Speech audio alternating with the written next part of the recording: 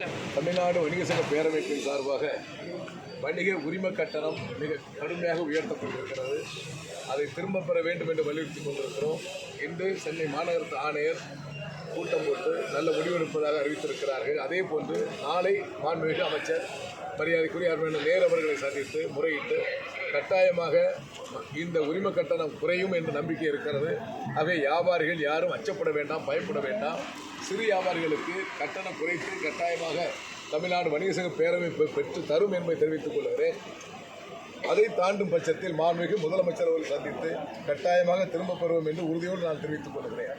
அதே போன்று தமிழக நிதிநிலை தாக்குதல் பண்ணுவதற்கு முன்பாக நம்மை எல்லாம் அழைத்து பேசுவார்கள்.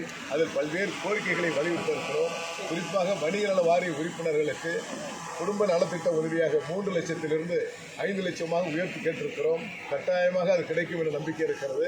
இன்னும் வருகின்ற மே 5 மாநில மாநாடு, 42வது மாநில மாநாடு சென்னை அருகில் மதுராந்தகில் நடைபெற்ற மாநாட்டில் பல லட்சம் வணிகர்களை திரட்டுகின்ற பணி தமிழகம் முழுவதும் ஓய்வறியாது பேரமைப்பு நிர்வாகிகள் பணியாற்றி கொண்டிருக்கிறார்கள்.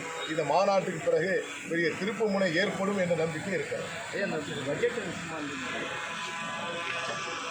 மத்திய அரசு பட்ஜெட் என்பது தமிழகத்திலே அதிகமாக வரி கொடுக்கக்கூடிய மாநிலத்தில் தமிழகம் ஒன்று, 3வது இடத்தில் இருக்கிறது. குறிப்பாக ஜிஎஸ்டி வசூலித்து கொடுக்கின்ற வியாபாரிகளுக்கு மத்திய அரசு எந்த நன்மையும் தரப்படவில்லை. நாங்கள் தெளிவாக கேட்டிருக்கிறோம். மெட்ரோ திட்டத்தின் மூலமாக பாதிக்கப்படுகின்ற வணிகர்கள், மெட்ரோ திட்டம் என்று சொன்னால் 5 ஆண்டுகளுக்கு அந்த பகுதியிலே வணிகம் செய்கின்ற வியாபாரிகள் காணாமல் போய் கொண்டிருக்கிறார்கள். அவர்களை கணக்கெடுத்து இழப்பீடு தொகை வழங்கிட வேண்டும் என்று வலியுறுத்தியிருக்கிறோம். ஒரே ஒரு செய்தியை மட்டும் தந்திருக்கிறார்கள், நல்ல செய்தி, வரவேற்கக்கூடியது. தனி மனித வருமானம் 5 லட்சத்திலிருந்து 12 லட்சம் உயர்த்தப்பட்டிருக்கிறது. அதை வரவேற்றிருக்கிறோம், பாராட்டியிருக்கிறோம். அதே போன்று மத்திய அரசு வணிக நல வாரியம் தொடங்கிய இடத்திலே இருக்கிறது. அதை மீண்டும் தூசி தட்டி எடுக்கப்பட்டு விரைவாக தொடங்கி சாமானிய வணிகர்களுக்கு குடும்ப நல உதவியாக 10 லட்சம் ரூபாய் வழங்கிட வேண்டும் என்ற பல்வேறு கோரிக்கைகளை வலியுறுத்தியிருக்கிறோம். வணிக வரித்துறை ஜிஎஸ்டியிலே பல்வேறு எளிமைப்படுத்த வேண்டும் என்று கேட்டிருக்கிறோம். 4 கட்ட வரியை மாற்றி பாரத பிரதமர் அவர்கள் ஒரே நாடு ஒரே வரி ஒரே சட்டம் என்று சொல்லுகின்றார்கள். ஆகவே ஒரே வரியாக சீரமைத்து தரப்பட வேண்டும் என்ற கோரிக்கையை பேரமைப்பு அறிவித்துள்ளது.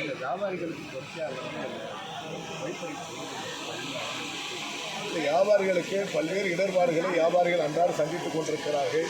சில பகுதிகளிலே கடை புகுந்து அடிப்பது, குறிப்பாக நாகை மாவட்டத்திலே ஒரு கடை புகுந்து அடித்தவர் என்பது மிக வயது குறைந்தவர் என்பதை சுட்டிக்காமிட்டு காவல்துறை வெளியிலே விட்டிருக்கிறது. அது குறித்து டிஜிபி இடத்திலே புகார் தர இருக்கிறோம்.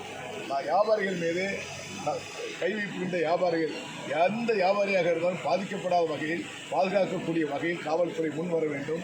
இரவு நேர கடைகள் விரைவாக பூட்ட வேண்டும் என்று சொல்லி பல்வேறு மாவட்டங்களில் காவல்துறை அச்சுறுத்தி கொண்டிருக்கிறது. அதை திரும்பப் பெற வேண்டும் என்பதை பேரவைப்பு அறிவித்துள்ளார். அதுதான் மாநகராட்சி வரி சம்பந்தமாக தான் இன்று கூட்டம் இருக்குது. நாளை மாண்புமிகு அமைச்சரை சந்தித்து முறை அதை தெளிவுபடுத்தும். ஐயா, இப்போ பாலியல் வன்கொடுமை பள்ளி மாணவர்கள் தொடர்ந்து பாலியல் கொடுமை செஞ்சுக்கிறா, எப்படி சார் பார்க்குறீங்க? இந்த பாலியல் கொடுமை என்பது இது எல்லாம் அரசு நடவடிக்கை எடுத்துக் கொண்டிருக்கிறது. அதை இன்னும் துரிதப்படுத்தி சட்டத்தை இன்னும் கடுமையாக்கப்பட வேண்டும்.